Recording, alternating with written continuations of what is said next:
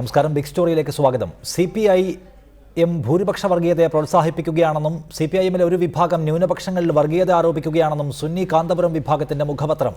ന്യൂനപക്ഷ ബന്ധത്തിന് ഇടതുപക്ഷം ശ്രമിക്കുന്നുണ്ടെങ്കിൽ ഈ തെറ്റു തിരുത്തണം. തങ്ങളുടെ വിശ്വാസ ആചാരങ്ങളിൽ ഇടപെടാതെയായിരിക്കണം CPIM മുസ്ലിങ്ങളടക്കമുള്ള ന്യൂനപക്ഷവുമായി ബന്ധം സ്ഥാപിക്കേണ്ടതെന്നും സിറാജ് ദിനപത്രത്തിന്റെ മുഖപ്രസംഗം വ്യക്തമാക്കുന്നു. ലിംഗനീതി, തിരുകേശ വിഷയങ്ങളിലെ CPIM നേതാക്കളുടെ നിലപാടുകളെയും മുസ്ലിം ജനസംഖ്യ സംബന്ധിച്ച കാനം രാജേന്ദ്രന്റെ പ്രസ്താവനയുമാണ് മുഖപ്രസംഗം ആക്രമിക്കുന്നത്. ന്യൂനപക്ഷങ്ങളുമായി ബന്ധം സുദൃഢമാക്കാൻ കൊൽക്കത്തയിൽ ചേർന്ന CPIM പ്ലീനം തീരുമാനിച്ചത് ആശാവഹമാണ്. എന്നാൽ ചില CPIM നേതാക്കൾ മുസ്ലിം സംഘടനകളിലും പാർട്ടികളിലും വർഗീയത ആരോപിക്കുകയാണ്. CPI ഭൂരിപക്ഷ പ്രീണന നയങ്ങളിലേക്ക് വഴുതിക്കൊണ്ടിരിക്കുന്നു. ചില പുരോഗമനവാദികൾ പറയുന്നത് വേദവാക്യമായി എടുത്ത് മുസ്ലിങ്ങളുടെ വിശ്വാസ ആചാരങ്ങളെയും ശരീഅത്തിനെയും അനാവശ്യമായി വിമർശിക്കുന്നുവെന്നും മുഖപ്രസംഗം പറയുന്നു. കാന്തപുരവും ഇടതുപക്ഷവുമായുള്ള ചാലകശക്തിയായി പ്രവർത്തിച്ച KT ജലീൽ, PT റഹീം തുടങ്ങിയ നേതാക്കളെ മുഖപ്രസംഗം തള്ളിപ്പറയുന്നുണ്ട്. സംഘടനാ പ്രശ്നങ്ങൾ കാരണം മുസ്ലിം ലീഗിൽ നിന്ന് പുറത്തുവന്നവരെയും മതം അനുവർത്തിക്കാത്ത ബുദ്ധിജീവികളെയും കൂടെ നിർത്തി മുസ്ലിങ്ങളെ വശത്താക്കാമെന്ന ധാരണ CPIM തിരുത്തണമെന്നാണ് മുഖപ്രസംഗത്തിലെ പരാമർശം. മുഖ്യധാര മുസ്ലിം നേതൃത്വത്തെ വിശ്വാസത്തിലെടുത്തുകൊണ്ടുള്ള നീക്കമാണ് നടത്തേണ്ടത്. മുസ്ലിങ്ങളുടെ മനസ്സ് വായിക്കാൻ CPIMനും ഇടതുപക്ഷത്തിനും സംഭവിച്ച പിഴവ് ഇനിയും ആവർത്തിക്കരുതെന്നും മുഖപ്രസംഗം പറയുന്നു. റിപ്പോർട്ടർ, കോഴിക്കോട്. ഈ വിഷയം ബിഗ് സ്റ്റോറി ചർച്ച ചെയ്യുന്നു. മുസ്ലിം ന്യൂനപക്ഷങ്ങളെ കൈകാര്യം ചെയ്യുന്നതിൽ ഇടതുപക്ഷത്തിന് വീഴ്ച പറ്റിയോ എന്നതാണ് ബിഗ് സ്റ്റോറിയുടെ ചർച്ചാ വിഷയം. ശ്രീ ഹുസൈൻ രണ്ടത്താണി മലപ്പുറം സ്റ്റുഡിയോയിൽ ഈ വിഷയത്തിൽ ചർച്ചയിൽ പങ്കെടുക്കാൻ. ശ്രീ നുഐമാൻ മുസ്ലിം സംഘടനകളെക്കുറിച്ച് റിസർച്ച് നടത്തിയ ആളാണ് അദ്ദേഹം. ശ്രീ ഫക്രുദ്ദീൻ അലി എന്നിവരാണ് ഈ ചർച്ചയിൽ പങ്കെടുക്കുന്നത്. ഒപ്പം തന്നെ പ്രേക്ഷകർക്ക് ഫേസ്ബുക്കിലൂടെ അഭിപ്രായം രേഖപ്പെടുത്താം, ഞങ്ങളുടെ വെബ്സൈറ്റ് വഴി വോട്ട് രേഖപ്പെടുത്താം, ടെലിഫോണിലൂടെയും ഈ ചർച്ചയിൽ അഭിപ്രായം അറിയിക്കാവുന്നതാണ്. ആദ്യം ശ്രീ നുഐമാൻ, ഈ ലേഖനത്തിൽ പറയും പ്രകാരമാണെങ്കിൽ ഞങ്ങളുടെ സമുദായത്തിലെ ആചാരങ്ങളിന്മേലൊന്നും ഒരു തരത്തിലുള്ള പുരോഗമനപരമായ കൈകടത്തലും വേണ്ട, അതെങ്ങനെ വേണമെന്ന് ഞങ്ങൾ നിശ്ചയിച്ചോളാം. ഞങ്ങൾ ചെയ്യുന്നതെല്ലാം അംഗീകരിച്ചുകൊണ്ട് ഞങ്ങൾക്ക് സംരക്ഷണ കവചം തീർക്കാനാണെങ്കിൽ നിങ്ങൾ ഇങ്ങോട്ട് വന്നാൽ മതിയെന്നാണ്. അതായത് ഈ സമുദായത്തിനകത്തെ ഒരു തരത്തിലുള്ള ദുരാചാരങ്ങളിൽ മേലും നിങ്ങളുടെ പുരോഗമനപരമായ ഇടപെടൽ ആവശ്യമില്ല എന്ന പിന്തിരിപ്പൻ നിലപാടല്ലേ ഈ മുഖപ്രസംഗം മുന്നോട്ട് വയ്ക്കുന്നത്?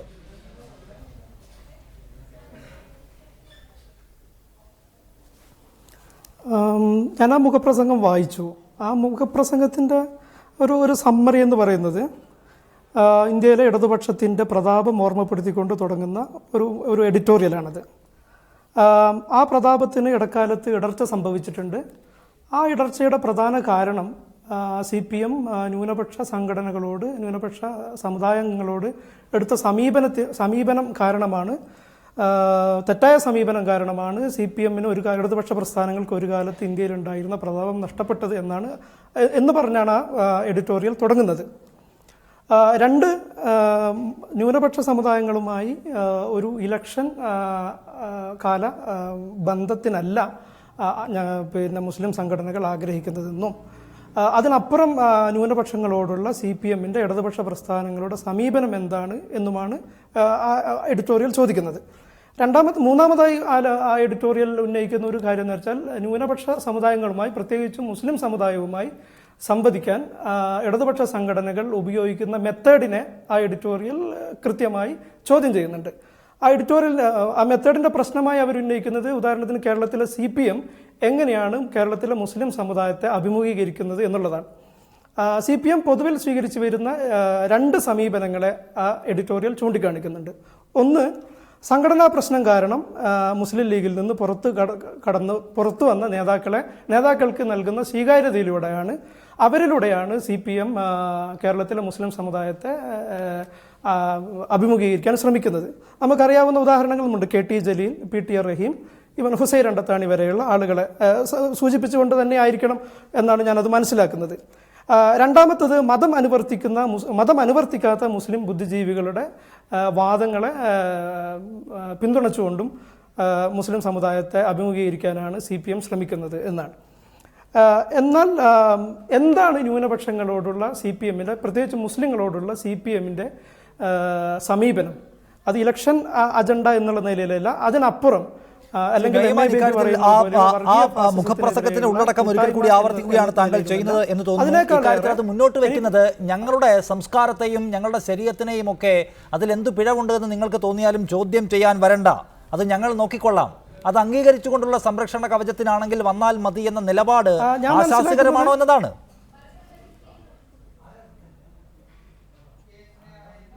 ഞാൻ മനസ്സിലാക്കുന്നത് എന്താണ് CPM-ന്റെ ന്യൂനപക്ഷങ്ങളോടുള്ള മുസ്ലിങ്ങളോടുള്ള സമീപനമെന്ന വളരെ ഒറിജിനൽ ആയിട്ടുള്ളൊരു ക്വസ്റ്റ്യൻ എന്ന നിലക്കാണ് ഞാൻ അതിനെ മനസ്സിലാക്കുന്നത്. മാത്രവുമല്ല, ഈ എഡിറ്റോറിയലിനെ കഴിഞ്ഞ ഞായറാഴ്ച കോഴിക്കോട് നടന്ന ഒരു മീലാദ് സമ്മേളനത്തിൽ കാന്തപുരം AP അബൂബക്കർ മുസ്ലിയാർ നടത്തിയ പ്രഭാഷണത്തിലെ ചില പ്രസ്താവനകളോടും കൂടി കൂട്ടിച്ചേർത്ത് വായിക്കേണ്ടതുണ്ട് എന്നാണ് ഞാൻ മനസ്സിലാക്കുന്നത്. അല്ല, ആ കാര്യത്തിൽ താങ്കൾ എങ്ങനെയാണ് അങ്ങനെ മനസ്സിലാക്കുന്നു എന്ന് വെച്ചാൽ അതിനെ പൂർണ്ണമായും സാധൂകരിക്കും വിധമാണോ താങ്കൾ ആ കാര്യത്തിൽ നിലപാടെടുക്കുന്നത്? CPIM-ന് അക്കാര്യത്തിൽ അല്ലെങ്കിൽ ഇടതുപക്ഷത്തിന് പൊതുവെ മുസ്ലിങ്ങളെ കൈകാര്യം ചെയ്യുന്നതിൽ വീഴ്ച എന്നാണോ താങ്കൾ മനസ്സിലാക്കുന്നത്? അതായത് ആചാരം എന്നത് മുസ്ലിങ്ങളുടെ അതിലെ ഒരു പുരോഹിത വിഭാഗത്തിന്റെ കുത്തകയാണ്, അവരുടെ പ്രസ്താവനകൾക്കും അവരെടുക്കുന്ന സമീപനങ്ങളോടും ഒന്നും ചോദ്യം ചെയ്യാൻ പോവേണ്ടതില്ല എന്നതാണ് ശരി ഈ വിഷയത്തിൽ എന്നാണോ താങ്കൾ മനസ്സിലാക്കുന്നത്?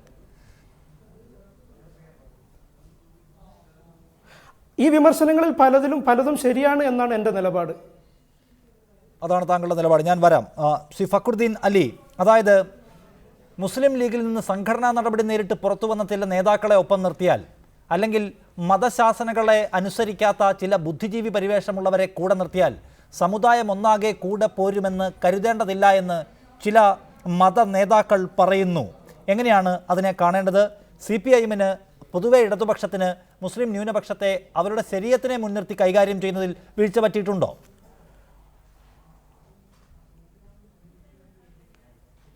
അല്ല, ഉസ്താദിൻ്റെ ഇപ്പോഴത്തെ ഈ ഒരു പരാമർശം, അല്ലെ ഉസ്താദിൻ്റെ മുഖപത്രമായിട്ടുള്ള ഉസ്താദ് ഞാൻ കാന്തപുരം അബൂബക്കർ മുസ്ലിയാർ മർക്കസിൻ്റെ അദ്ദേഹത്തിൻ്റെ വിഭാഗത്തിൻ്റെ മുഖപത്രമായിട്ടുള്ള സിറാജിൽ വന്നിട്ടുള്ള ഈ ഒരു മുഖപ്രസംഗം തീർത്തും നിരാശാജനകമാണ്. കാരണം എന്ന് വെച്ചാൽ ഇന്ത്യയിലെ കമ്മ്യൂണിസ്റ്റ് പാർട്ടികൾ, എസ്പെഷ്യലി കേരളത്തിലെ കമ്മ്യൂണിസ്റ്റ് പാർട്ടികൾ ന്യൂനപക്ഷങ്ങൾ എല്ലാ കാലഘട്ടത്തിലും ന്യൂനപക്ഷങ്ങളുടെ അവകാശങ്ങൾക്ക് വേണ്ടി അവരുടെ നിലനിൽപ്പിനായി മുൻനിരയിൽ നിന്ന് പോരാടിക്കൊണ്ടിരുന്ന ആളുകളാണ്. ഈ കാലഘട്ടത്തിൽ ഈ ഒരു വിഷയത്തിൽ ഒരു കാലഘട്ടത്തിൽ ഒരു വോട്ട് ബാങ്ക് പൊളിറ്റിക്സ് കളിക്കേണ്ടി വന്നില്ല. ചില സമയങ്ങളിൽ 90-കൾക്ക് ശേഷം ചില ഘട്ടങ്ങൾ എനിക്കും അങ്ങനെ ആരോപിക്കേണ്ടി വന്നിട്ടുണ്ട്. അതിന് മുമ്പ് നിങ്ങൾ തലശ്ശേരി കലാപം എടുത്ത് നോക്കിയാൽ മതി. തലശ്ശേരി കലാപം എടുത്ത് നോക്കിയ സമയത്ത് മുസ്ലിംസ് ആണെങ്കിലും ക്രിസ്ത്യൻസ് ആണെന്നൊക്കെ കമ്മ്യൂണിസ്റ്റ് പാർട്ടിയെ സമയത്ത് തിരുനക്കരയുള്ള ആളുകളായിരുന്നു. ആ കാലഘട്ടത്തിൽ ആ പള്ളി കണ്ണൂർ തലശ്ശേരി പള്ളി സംരക്ഷിക്കാൻ വേണ്ടി രക്തസാക്ഷിത്വം വരിച്ചത്, ജീവൻ ദാനം ചെയ്ത ഒരു CPM-കാരനാണ്.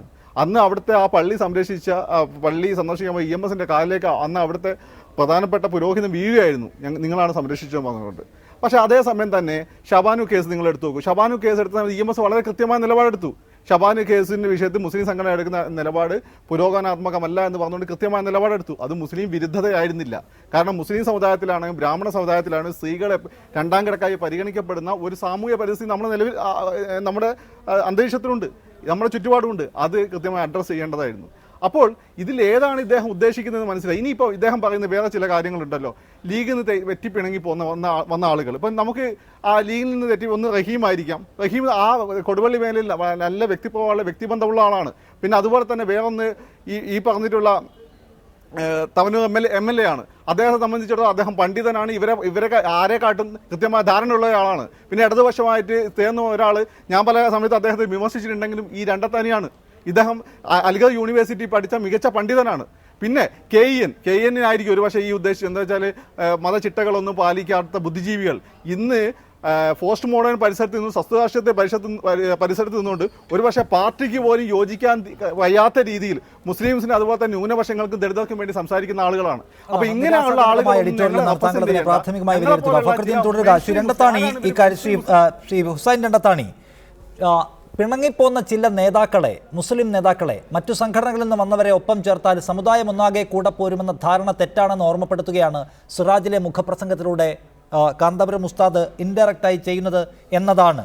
അതിലൊരു പ്രധാനപ്പെട്ട കാരണം മുസ്ലിങ്ങളോടുള്ള നിലപാടിൽ നയത്തിലുണ്ടായ വൈകല്യം കൊണ്ടാണ് അതിൻ്റെ കരുത്ത് ചോർന്നു പോയത് എന്നത് ഇടതുപക്ഷം ഓർക്കണമെന്നുകൂടി അദ്ദേഹം പറയുന്നു. അടിസ്ഥാനപരമായി ചില ദുരാചാരങ്ങളെ ചോദ്യം ചെയ്തതിൽ അല്ലെങ്കിൽ ചില പിന്തിരപ്പൻ നിലപാടുകളെ വിമർശനാത്മകമായി നേരിട്ടതിലുള്ള ദേഷ്യം തീർക്കലിനപ്പുറത്തേക്ക് വസ്തുതാപരമായി എന്തെങ്കിലും ഈ മുഖപ്രസംഗത്തിലുണ്ട് എന്ന് കാണുന്നുണ്ടോ താങ്കൾ?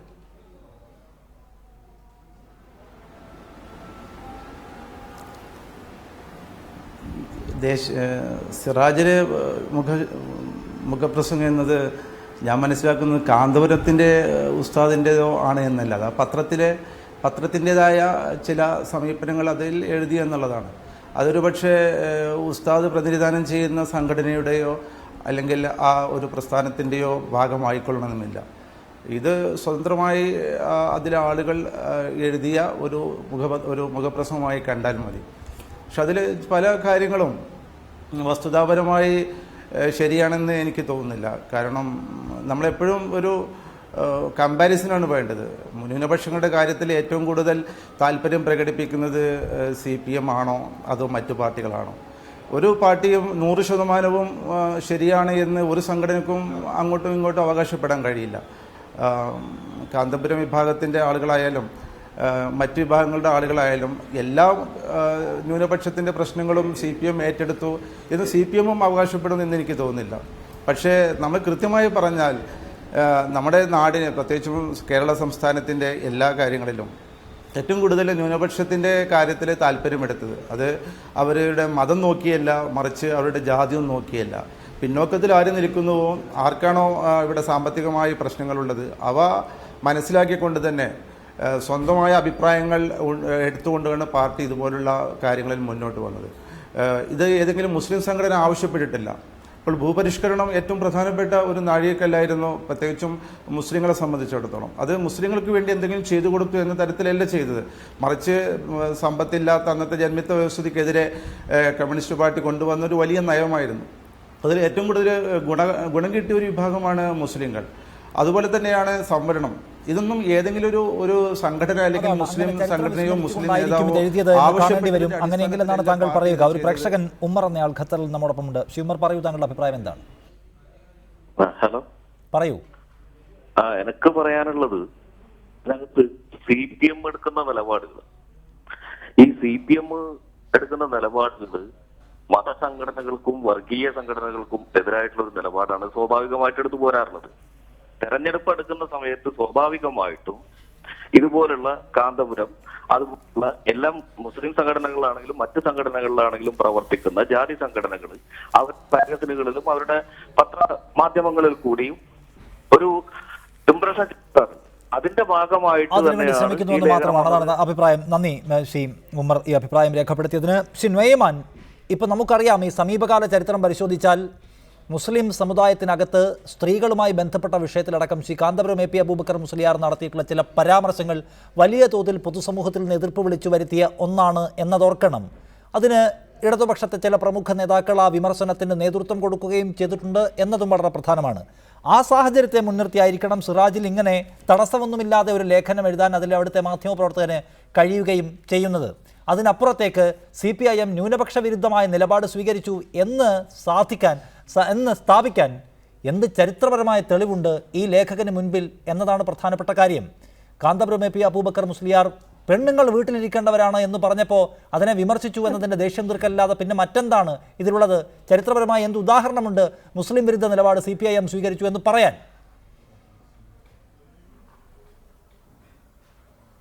എനിക്ക് തോന്നുന്നത് പിന്നെ എഡിറ്റോറിയൽ തന്നെ MA ബേബി കേരള പഠന കോൺഗ്രസിൽ MA ബേബി നടത്തിയ പ്രസംഗത്തെ റെഫർ ചെയ്തുകൊണ്ടാണ് ആ എഡിറ്റോറിയൽ തുടങ്ങുന്നത്. വർഗീയ വിരുദ്ധ സമരത്തിൽ മതസംഘടനകളോട് പുലർത്തേണ്ട സമീപനത്തിൽ ഇടതുപക്ഷ പാർട്ടികൾ പുനരാലോചന നടത്തേണ്ടതുണ്ട് എന്നതിനെക്കുറിച്ച് കൽക്കട്ട പ്ലീനത്തിലും തുടർന്ന് കേരള പഠന കോൺഗ്രസിലും MA ബേബിയും നടത്തിയ പ്രസംഗങ്ങളെയാണ് ആ എഡിറ്റോറിയൽ റെഫർ ചെയ്യുന്നത്. ഞാൻ ആ അർത്ഥത്തിലാണ് ആ എഡിറ്റോറിയൽ വായിക്കുകയും ചെയ്തത്. ആ ലേഖനം ചോദിക്കുന്നത്, എന്നെ സംബന്ധിച്ചിടത്തോളം ഞാൻ മനസ്സിലാക്കുന്നത്, എന്താണ് CPMന്റെ ന്യൂനപക്ഷങ്ങളോടുള്ള സമീപനം എന്ന ഒരു ക്വസ്റ്റ്യൻ ചോദിക്കുകയാണ്. ന്യൂനപക്ഷ വിരുദ്ധമായൊരു സമീപനം CPM സ്വീകരിക്കുന്നു എന്നൊരു ധ്വനി ആ ലേഖനത്തിൽ ഉണ്ട് എന്ന് ഞാൻ മനസ്സിലാക്കുന്നില്ല. അതേസമയം ആ ലേഖനത്തിൽ പറയുന്നൊരു കാര്യം CPMനെ കുറിച്ചല്ല, CPIയെ കുറിച്ചാണ്. CPI വളരെ ഭൂരിപക്ഷ പ്രീണനമുള്ള സമീപനങ്ങൾ സ്വീകരിക്കുന്നു എന്നൊരു സെൻറ്റൻസ് ആ എഡിറ്റോറിയലുണ്ട്.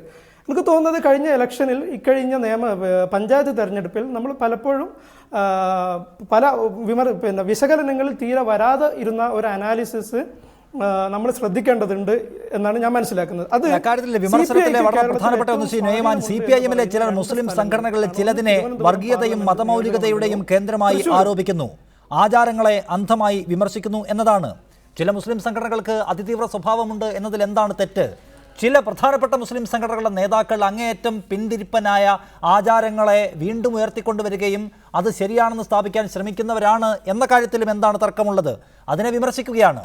യഥാർത്ഥത്തിൽ മതന്യൂനപക്ഷങ്ങൾ നേരിടുന്ന യഥാർത്ഥ പ്രതിസന്ധി എന്താണ് എന്ന് തിരിച്ചറിയുകയും രാഷ്ട്രീയമായി അതിനെ പ്രതിരോധിക്കാൻ ഇടപെടൽ നടത്തുകയും ചെയ്തിട്ടുണ്ട് ഇടതു സംഘടനകൾ എന്നത് വ്യക്തമാണ്. ഇത്തരം ദുരാചാരങ്ങളോടുള്ള വിയോജിപ്പ് എങ്ങനെയാണ് ഈ മുസ്ലിം സമുദായത്തിനെതിരായ വിയോജിപ്പായി നിങ്ങൾ വിലയിരുത്തുന്നത്? അവിടെ CPIM നയം വ്യക്തമാക്കൽ ഇനിയും വേണമെന്ന് പറയുന്നത് ചരിത്രത്തോട് കാണിക്കുന്ന അപരാധമായിരിക്കും.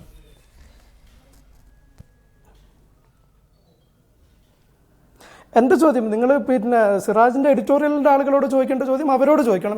ആ വിഷയത്തിലുള്ള എൻ്റെ നിലപാട് ഞാൻ മനസ്സിലാക്കുന്നത് എന്താണെന്ന് വിചാരിച്ചാൽ, ഉദാഹരണത്തിന് കേരള ഹൈക്കോടതി പൊതു ഇടങ്ങളിലുള്ള പൊതുയോഗങ്ങൾ നിരോധിച്ച സമയത്ത് CPMൻ്റെ സംസ്ഥാന സെക്രട്ടേറിയറ്റ് ചോദിച്ചൊരു ചോദ്യമുണ്ട്. ഇനി നമ്മൾ എങ്ങനെയാണ് ആറ്റുകാൽ പൊങ്കാല നടത്തുക എന്നുള്ളതാണ്. കേരളത്തിലെ നമുക്കറിയാം വളരെ സ്ത്രീവിരുദ്ധമായ ഒരു ആചാരം എന്നൊക്കെ വിശേഷിപ്പിക്കാവുന്ന ഒരു ആചാരമാണല്ലോ ആറ്റുകാൽ പൊങ്കാല. അങ്ങനെ അല്ലെങ്കിൽ പിന്നെ എന്ത് CPM എന്ത് നിലപാടെടുക്കണം? ആറ്റുകാൽ പൊങ്കാല എന്ന് പറയുന്നത് വളരെ വിമൻ എംപവർമെൻറ്റിൻ്റെ ഒക്കെ ഭാഗമായുള്ള ഒരു ട്രഡീഷനാണ് എന്നൊക്കെ ഒരു നിലപാടെടുക്കേണ്ടി വരും. അങ്ങനെ ഒരു നിലപാടൊന്നും എടുക്കാത്ത ഒരു CPMന് കേരളത്തിലെ മറ്റ് സമുദായങ്ങളോടുള്ള ആചാരങ്ങളോടും അനുഷ്ഠാനങ്ങളോടും വേറൊരു സമീപനമാണോ ഉള്ളത് എന്നുള്ളതാണ് ഒരു ചോദ്യം. എൻ്റെ രണ്ടാമത്തെ ചോദ്യം താമരശ്ശേരി ബിഷപ്പിനെ ഒരിക്കൽ CPMൻ്റെ സംസ്ഥാന സെക്രട്ടറി നികൃഷ്ടൻ എന്നോ മറ്റോ വിളിക്കുകയുണ്ടായി. എനിക്ക് ആ വാക്കെന്താണെന്നുള്ളത് കൃത്യമായി ഓർമ്മയില്ല. അങ്ങനെ വിളിച്ച ഒരാളെ CPMൻ്റെ സംസ്ഥാന സെക്രട്ടറിക്ക് അദ്ദേഹത്തിൻ്റെ അരമനയിൽ പോയി കാണാൻ കഴിഞ്ഞിട്ടുണ്ട്. കേരളത്തിലൊരു മുസ്ലിം സമുദായത്തിൻ്റെ നേതാവിനെ അങ്ങനെ പോയി കാണാൻ CPMൻ്റെ നേതൃത്വത്തിന് ധൈര്യമുണ്ടോ, ആത്മവിശ്വാസമുണ്ടോ? അങ്ങനെ കണ്ടിട്ടില്ല എന്നാണ് താങ്കൾ സ്ഥാപിക്കാൻ ശ്രമിക്കുന്നതെന്ന് തോന്നുന്നു. കൗതുകമുണ്ട്. ഞാൻ വരാം. ശ്രീജിത്ത് എന്നൊരു പ്രേക്ഷകൻ എറണാകുളത്ത് നിന്ന്. ശ്രീജിത്ത്, പറയൂ, താങ്കളുടെ അഭിപ്രായം എന്താണ്? ഹലോ, CPMന് ഇങ്ങനെ മതത്തെ നോക്കിയുള്ള നിലപാടല്ല എടുക്കേണ്ടത്. അവർ കേരളത്തിലെ മൊത്തം ജനങ്ങളെ കണ്ടുകൊണ്ടുള്ള നിലപാടാണ് എടുക്കേണ്ടത്. അല്ലാണ്ട് മുസ്ലിം സമുദായത്തിന്, ഹിന്ദു സമുദായത്തിന്, ക്രിസ്ത്യൻ സമുദായത്തിന് എന്ത് വേണമെന്നുള്ള നോക്കിയിട്ടുള്ള നിലപാടല്ല. സമുദായത്തെ നിലപാടെടുക്കേണ്ട പാർട്ടിയല്ല CPIM എന്നാണ് താങ്കളുടെ അഭിപ്രായം. ശ്രീ ഹുസൈൻ രണ്ടത്താണി, ഇപ്പോൾ പൊതുബോധത്തിന്റെ നിലപാടിനൊപ്പം പലപ്പോഴും CPIM പോയിട്ടുണ്ട് എന്നതാണ് പ്രധാനപ്പെട്ട വിമർശനം, മുസ്ലിം വിരുദ്ധമായി എന്ന്. അതായത് ഇപ്പോൾ പച്ച ബോർഡ് വിവാദമുണ്ടാവുന്നു. യൂറോപ്പിലൊക്കെ ഉള്ളതുപോലെ മമ്മൂട്ടി എന്ന MLA അയാളുടെ മണ്ഡലത്തിൽ ചില സ്കൂളുകൾ പച്ച ബോർഡുകൾ സ്ഥാപിച്ചപ്പോൾ അതിനെതിരെ ചില കുബുദ്ധികൾ രംഗത്ത് വന്നു. ആ പൊതുബോധത്തിനൊപ്പം ഓടുകയായിരുന്നു CPIMൻ്റെ നേതൃത്വം എന്ന് ഓർക്കണം. ഇവിടെ PK അബ്ദുറബ് അദ്ദേഹത്തിൻ്റെ വീടിൻ്റെ പേര് മാറ്റി ഗ്രേസ് എന്നാണ് മാറ്റിയത്. അപ്പോൾ അതിനും ചില വർഗീയവാദികൾ ചില ആരോപണം ഉന്നയിക്കുന്നു. അപ്പോഴും പൊതുബോധത്തിൻ്റെ പിന്നാലെ ഓടുകയാണ് CPIM ചെയ്തത്. ആ നിലയ്ക്ക് ഇവിടെ ഭൂരിപക്ഷ പ്രീണനത്തിന് വേണ്ടി ചില നേതാക്കൾ ഇടതുപക്ഷത്തിന് ശ്രമിക്കുന്നുണ്ട് എന്ന് പറയാൻ കാന്തപുരത്തിന് കഴിയും വിധമുള്ള ഉദാഹരണങ്ങൾ ഉണ്ടാക്കി വെച്ചിട്ടുണ്ട് ഇടതു നേതൃത്വത്തിലെ ചിലർ. അപ്പോൾ സ്വയം വിമർശനാത്മകമായി കൂടി അവിടെ കാണേണ്ട നിലയുണ്ട്.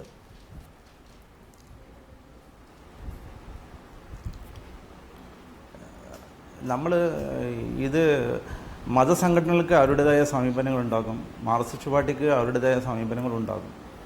ഈ പച്ചബോഡി ഇതൊക്കെ പറഞ്ഞാൽ നമ്മൾ വളരെ നെഗ്ലിജിബിളായി തള്ളേണ്ട കാര്യങ്ങളാണ്. അതിൻ്റെയൊക്കെ പിന്നാലെ പോയത് കൊണ്ട് അത് മതത്തിനെതിരായിട്ടാണോ അല്ലെങ്കിൽ കാന്തവിഭാഗത്തിനെതിരായിട്ടാണോ അങ്ങനെയൊന്നും ചെയ്യുന്നത് ശരിയല്ല. പക്ഷെ അതിൻ്റെ പിന്നിലൊക്കെ ഒളിഞ്ഞിരിക്കുന്ന അജണ്ടകളെ CPM പുറത്ത് വരുത്തിയിട്ടുണ്ട്. അതേസമയം CPMൻ്റെ ഭാഗത്ത് അല്ലെങ്കിൽ അവരുടെ സമീപനങ്ങളിലെല്ലാം നമുക്ക് മതസംഘടനകൾക്ക് യോജിച്ചു കൊള്ളണമെന്നില്ല. അതുപോലെ മറിച്ചും അങ്ങനെ തന്നെയാണ്. CPM ചെയ്യുന്നതെല്ലാം മതസംഘടനകൾക്ക് യോജിച്ചു കൊള്ളണമെന്നില്ല, മതസംഘടനകൾ ചെയ്യുന്നതെല്ലാം CPMന് യോജിച്ചു കൊള്ളണമെന്നില്ല. അതൊക്കെ അവരുടെ വഴിയിൽ നീങ്ങും. പക്ഷെ അതേസമയം നമ്മൾ മനസ്സിലാക്കേണ്ടത് മൗലികമായ കാര്യങ്ങളിൽ ഓരോ വർഷവും ഓരോ പ്രാവശ്യവും ഇടതുപക്ഷം ഭരണത്തിൽ വരുമ്പോൾ ഇപ്പോൾ തന്നെ ഈ കഴിഞ്ഞ മുസ്ലിം ലീഗിന് വളരെ പ്രാതിനിധ്യമുള്ള ഈ ഭരണകക്ഷി എന്താണ് ഇവിടുത്തെ ന്യൂനപക്ഷങ്ങൾക്ക് വേണ്ടി ചെയ്തത്? അതേസമയം കഴിഞ്ഞ പ്രാവശ്യം ഇടതുപക്ഷം ഭരണത്തിലിരിക്കുമ്പോൾ എല്ലാ വിഭാഗങ്ങൾക്കും, പിന്നോക്ക വിഭാഗങ്ങൾക്ക്, അതിൽ മുസ്ലിങ്ങൾക്കടക്കം പാലയുടെ റിപ്പോർട്ട് വരെയുള്ള കാര്യങ്ങൾ മുന്നോട്ട് കൊണ്ടുവന്നതും അതിൻ്റെ പേരിൽ കൊണ്ടുവന്ന നേട്ടങ്ങളൊന്നും ഞാനിവിടെ എണ്ണി പറയേണ്ട കാര്യമില്ല. അപ്പോൾ നമ്മൾ സ്വാഭാവികമായിട്ട് നോക്കേണ്ടത് ഒരു മതസംഘടന പറയുന്നത് എല്ലാം ഒരു പാർട്ടി അംഗീകരിക്കണമെന്നോ ഒരു പാർട്ടി പറയുന്നത് എല്ലാം മതസംഘടന അംഗീകരിക്കണമെന്നോ ഇതിന് അർത്ഥമില്ല. മറിച്ച് വ്യവസ്ഥാപിതമായ താങ്കൾ ഓർക്കുക, ഇക്കാര്യത്തിൽ ഈ എഡിറ്റോറിയലിലെ പ്രധാനപ്പെട്ട ഭാഗത്ത് പറയുന്ന ഒന്നും ഭൂരിപക്ഷത്തെ പ്രീണിപ്പിക്കും വിധമുള്ള നിലപാട് ചില CPI നേതാക്കൾ എടുത്തുവെന്നാണ്. കാനം രാജേന്ദ്രന്റെ പ്രസ്താവന പ്രത്യേകമായി പറയാം. അത് പറയാൻ അവർക്ക് കാരണം ഉണ്ടാക്കി കൊടുത്തിട്ടുണ്ട്. മറ്റൊന്നിപ്പോൾ ആലോചിക്കുക, പച്ച ബോർഡിന്റെ വിവാദം.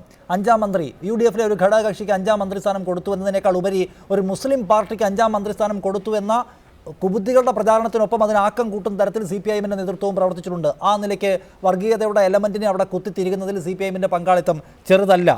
അബ്ദുറബിൻ്റെ വീടിൻ്റെ പേര് മാറ്റുന്നു, പച്ച ബോർഡ് അല്ലെങ്കിൽ പച്ച ബ്ലൗസ് എന്നൊക്കെ പറഞ്ഞ് ഇവിടെ ആരാണോ കുഴപ്പമുണ്ടാക്കാൻ ശ്രമിക്കുന്നത് അത് ഭൂരിപക്ഷ സമുദായത്തിലെ ചില സംഘടനകളായതുകൊണ്ട് അവരെ തൃപ്തിപ്പെടുത്തുന്ന നിലപാട് സ്വീകരിക്കാമെന്ന അബദ്ധം കൂടി കാണിച്ചു വെച്ചിട്ടുണ്ട്. അതുകൊണ്ട് തടസ്സമില്ലാതെ ഇത്തരം എഡിറ്റോറിയൽ എഴുതാൻ കാന്തപുരത്തിൻ്റെ പത്രത്തിന് കഴിയും.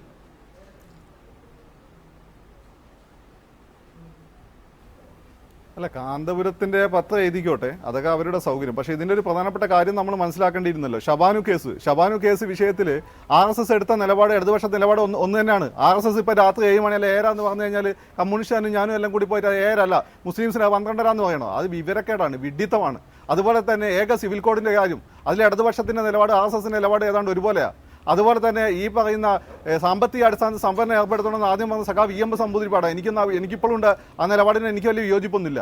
അപ്പോൾ ഇത്തരം പൊതുവായ ചില നിലപാടുകളുണ്ട്, അത് മുസ്ലിങ്ങൾക്ക് വേണ്ടി മാറ്റാനൊന്നും പറ്റില്ല. ഇതൊന്നും ചെയ്യാതെ തന്നെ RSSകാർ ഇവിടെ മുസ്ലിം പീഡനം നടത്തുന്നു. പാലോളി കമ്മിറ്റി റിപ്പോർട്ടൊക്കെ സമൂഹ കാലഘട്ടത്തിൽ ആവശ്യകതയായിരുന്നു. എന്തിന് മുസ്ലിം പീഡനം നടത്തുന്നു, അല്ലെങ്കിൽ ക്രൈസ്തവ പീഡനം നടത്തുന്നു, ന്യൂനപക്ഷ പീഡനം നടത്തുന്നു, ഹിന്ദുക്കളെ അകറ്റുന്നു, അല്ലെങ്കിൽ ഹിന്ദുക്കളെ അവഗണിക്കുന്നു, ഹിന്ദുക്കളെ പുച്ഛം കലർന്ന മനോഭാവമാണ് കമ്മ്യൂണിസ്റ്റ് പാർട്ടിക്ക് എന്നുള്ള തെറ്റിദ്ധാരണാജനകമായിട്ടുള്ള പ്രചാരണം നടത്തിക്കൊണ്ട് അവിടെ കമ്മ്യൂണൽ കൺസോൾട്ടേഷൻ ശ്രമിച്ചുകൊണ്ടിരിക്കുക. ആ സമയത്താണ് നമ്മളൊക്കെ ഏറ്റവും കൂടുതൽ, കാരണം നമ്മൾ ഉസ്താദിനെ ബഹുമാനിക്കും. ഞാൻ ഈ ഉസ്താദ് ഞാൻ എല്ലാവരും അങ്ങനെ ബഹുമാനിക്കുന്ന ആളല്ല. ഉസ്താദിനെ വിളിക്കാനോ കാരണമുണ്ട്. അത് നിങ്ങൾക്ക് എല്ലാവർക്കും അറിയാം.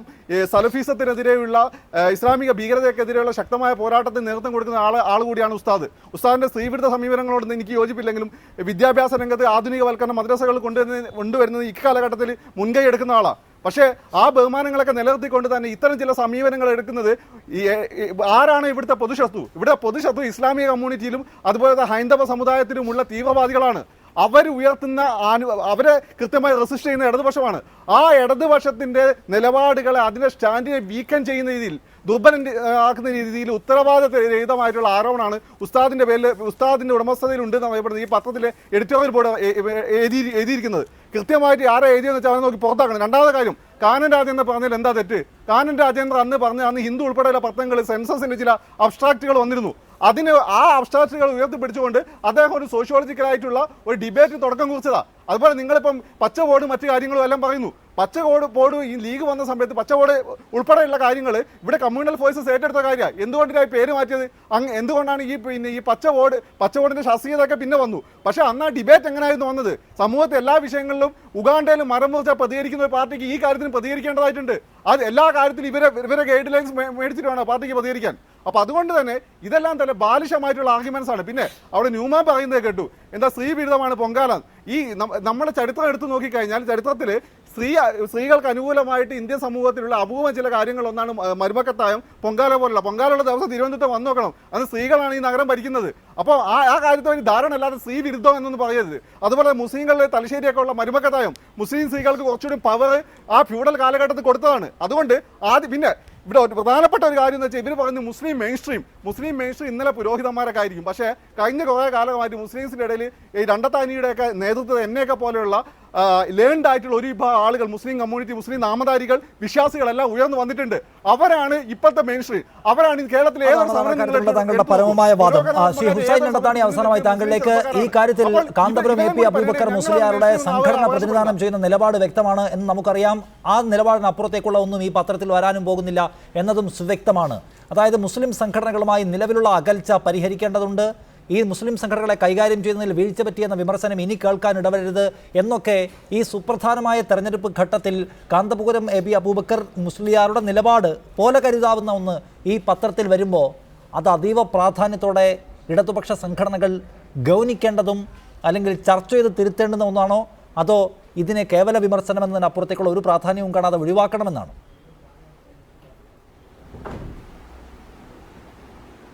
അതല്ല, നമ്മുടെ കാന്തപുരം അബൂബക്കർ മുസ്ലിയാർ ഒരു വലിയ പ്രസ്ഥാനത്തെ നയിക്കുന്ന ആൾ എന്നുള്ളത് കൊണ്ടും അദ്ദേഹം മുസ്ലിങ്ങളെ വലിയ വിഭാഗത്തിൻ്റെ ആൾ എന്നുള്ളത് കൊണ്ടും അദ്ദേഹത്തിൻ്റെ അഭിപ്രായങ്ങൾ, ഇത് ഞാനിപ്പോഴും പറയുന്നത് പത്രത്തിൽ പറഞ്ഞ ഈ അഭിപ്രായങ്ങൾ അദ്ദേഹത്തിൻ്റെ അഭിപ്രായങ്ങളാണെന്ന് ഒരിക്കലും പറയാൻ കഴിയില്ല. പക്ഷേ അതേസമയം അങ്ങനെ അഭിപ്രായം അദ്ദേഹം പറഞ്ഞിട്ടുണ്ടെങ്കിൽ അത് രാഷ്ട്രീയ പാർട്ടികൾ തികച്ചും മുഖവിലേക്ക് എടുക്കേണ്ടത് തന്നെയാണ്. കാരണം മതന്യൂനപക്ഷങ്ങൾക്ക് അവരുടേതായ പ്രശ്നങ്ങളും വിഷമങ്ങളും ഉണ്ടാകും. അത് അവരുമായി ബന്ധപ്പെട്ട് പ്രത്യേകിച്ച് നമുക്കറിയാം കാന്തപുരം ഉസ്താദിനെ പലപ്പോഴും കമ്മ്യൂണിസ്റ്റ് പാർട്ടി നേതാക്കൾ തന്നെ സമീപിക്കുകയും അവരുമായി സംസാരിക്കുകയും ചെയ്തിട്ടുണ്ട്. അത് അവരുടെ പ്രശ്നങ്ങൾ പഠിക്കുന്നതിന് വേണ്ടിയാണ്. ആ പ്രശ്നം പൊതുധാരയ്ക്ക് എതിരല്ല എങ്കിൽ, പൊതുവായ പ്രശ്നങ്ങൾക്ക് എതിരല്ല എങ്കിൽ അത്തരം സംഘടനകളുടെ ആവശ്യങ്ങൾ പരിഗണിക്കേണ്ടത് തന്നെയാണ്. കേരളത്തിലെ മുസ്ലിം സമുദായത്തെ കൈകാര്യം ചെയ്യുന്നതിൽ ഇടതുപക്ഷത്തിന് തന്ത്രപരമായ പിഴവ് പറ്റിയെന്നതായിരുന്നു ഇന്നത്തെ ഓൺലൈൻ വോട്ടെടുപ്പിനുള്ള ചോദ്യം. വോട്ടെടുപ്പിൽ പങ്കെടുത്ത 39% ആളുകൾ ഇടതുനയത്തിൽ പിഴവുണ്ട് എന്ന് അഭിപ്രായപ്പെട്ടപ്പോൾ 61% ആളുകൾ ഇടതുപക്ഷത്തിന്റെ നയവും നിലപാടും പൂർണ്ണമായും തൃപ്തികരമാണ് എന്ന അഭിപ്രായമാണ് രേഖപ്പെടുത്തിയത്. വോട്ടെടുപ്പിൽ പങ്കെടുത്ത എല്ലാവർക്കും നന്ദി. ശ്രീ ഹുസൈൻ രണ്ടത്താണി, ശ്രീ മെയ്മാൻ, ശ്രീ ഫക്രുദ്ദീൻ അലി, ഒരിക്കൽ കൂടി നന്ദി.